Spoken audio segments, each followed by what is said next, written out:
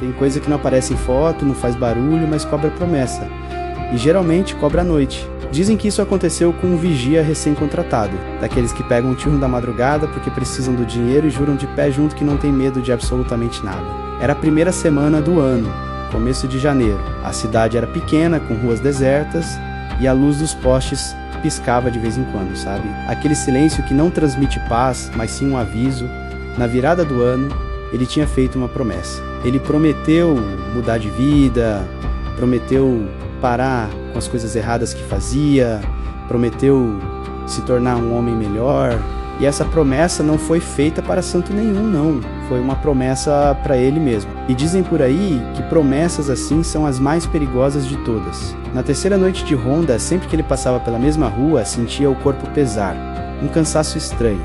Ele não via nada de anormal, nenhuma sombra estranha, nenhum vulto. Só um detalhe que o deixava intrigado. O relógio de pulso dele sempre atrasava exatamente 3 minutos naquele trecho específico da rua. E quanto mais o relógio atrasava, mais forte vinha aquele pensamento na cabeça dele.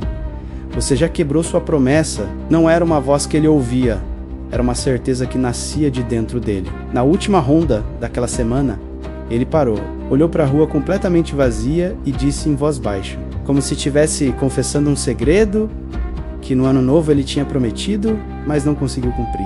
Foi nesse exato momento que a luz do poste mais próximo acendeu com uma força incrível, como se alguém tivesse ligado de propósito só para iluminar a cena. E no chão, bem na frente dele, apareceram marcas de passos, mas as pegadas vinham na direção contrária à dele. No dia seguinte, ele foi direto para a empresa e pediu demissão. Nunca mais na vida ele fez ronda noturna. E quem passa por aquela rua hoje em dia, jura que, quando o ano começa, sempre tem alguém andando por ali, cobrando as promessas que foram feitas e esquecidas pelo caminho.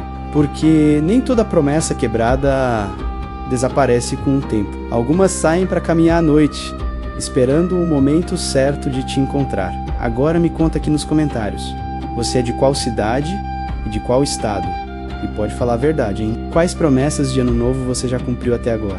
Se você curtiu esse caos, deixa o seu like, comenta aqui embaixo.